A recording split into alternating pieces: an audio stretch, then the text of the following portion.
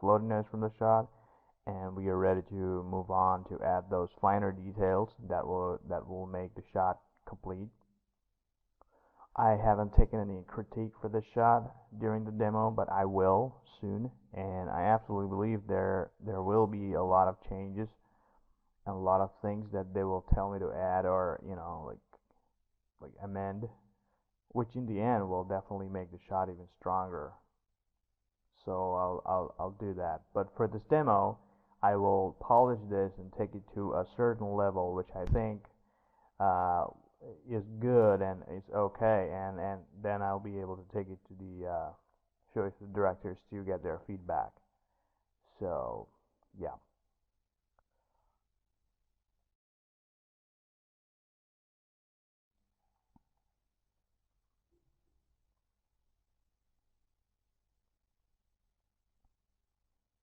As you can see, there are still a lot of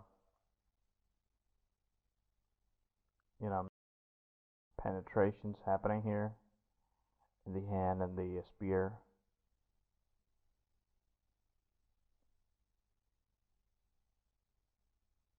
So it's like he's throwing the spear from his left hand, sorry, the right hand to the left hand, the last jump, and okay. So when we play it, we kind of don't see all those transitions happening. It's quite fast, but obviously in the bigger screen we might see it. So whenever you're in production, like I always say, like work it out, like completely finish the shot by adding all those finer details. Even if you're working for your showreel, also do that.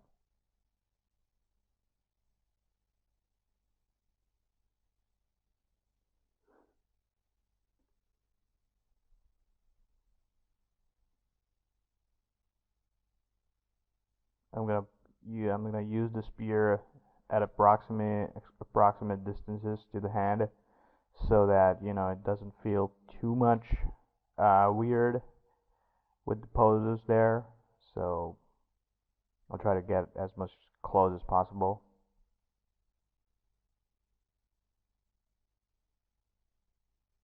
So let's go ahead and take out our play blast to the high res mode here, so that we can see if we are missing something or how the whole thing is looking. Let's go ahead and take the play blast, and I'll be back when the play blast is done. Alright, the play blast is done. Let's go ahead and check it out. Okay, timing and everything looks pretty good, pretty solid for everything, and the spear fits just perfect. And the impact is also looking good with the hit impact.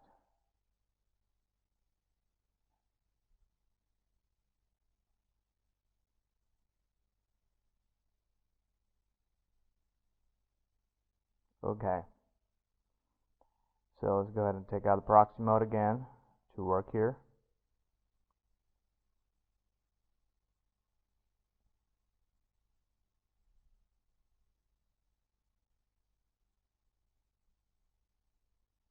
I'm going to be creating that swing in the sword effect, which the swing effect that I'm going to add here most of the times used in game cinematics and even feature films. I already have created this disc here. It's like it's just a round polygonal disc that it's on top of the spear with a like a opacity 0, and then for a few frames there, and then opacity 0 again. So it's basically going to rotate along with the spear, and this effect is used to kind of simulate a sense of force and direction to where the object is moving. So I'm going to go ahead and add the blend here so that I can add some transparency there. Actually, this is not an object, but like a real life object. This is just a shimmering motion blur of the spear. And it's super effective though in showing what the spear is doing currently.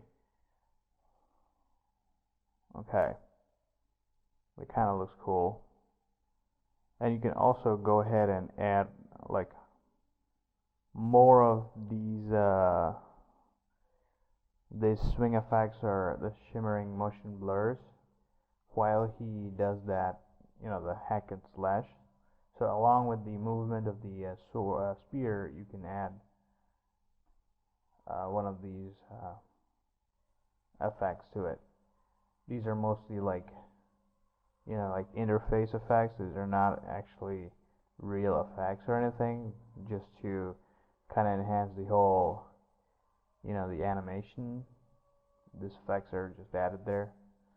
So this is just for demonstration purpose that I'm showing you how you can also go ahead and add some of these cool effects to your shot while you're doing, like a fight sequence or a sword, like a demonstration sequence, whatever. So you can go ahead and do all this kind of effects as well, like along with the spear. But I can only use this swing effect for this demonstration, just to kind of show you how this is done. And later on, you can go ahead and add some in your own shot. So right now, what I need to do is select this, and I have to go ahead and increase the edges here. So I'll do that, selecting the whole bunch here, and just selecting the outer edge surface, and then I'm going to scale this in the inside a little bit, so that it kind of looks bigger and more effective. Right. Okay. It's looking quite fun to watch.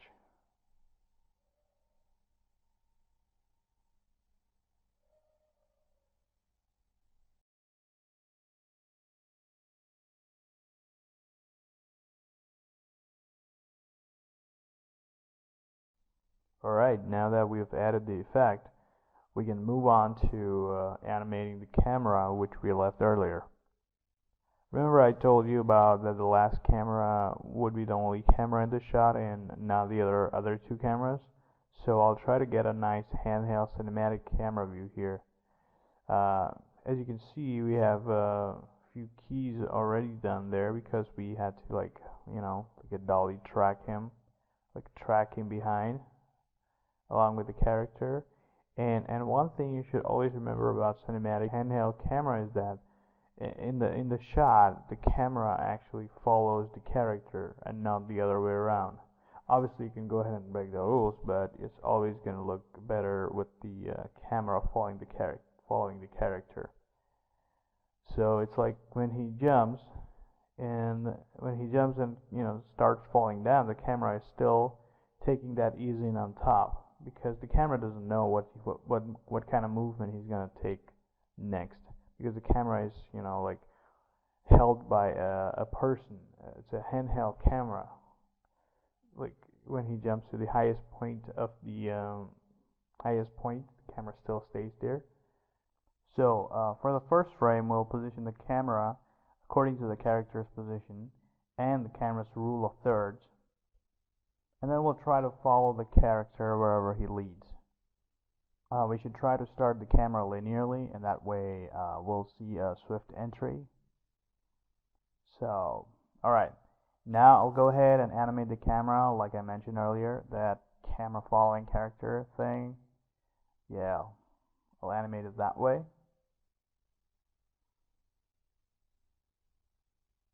As you can see here, that the camera reaches the position a bit in a delay to the character. That's because the camera is following the action. The camera doesn't know what action will take place.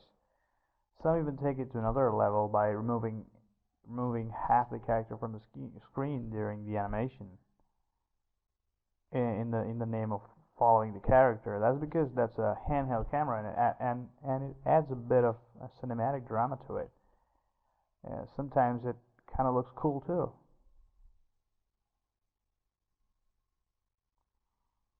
I'm going to try to position it so that I don't have to cut the character from the screen here. So I'm going to redo this again. Just try to get it right. So right now you can see that at his topmost point, I am using the camera's first pose for the camera, and then when he's about to jump down, I'm using the camera's ease in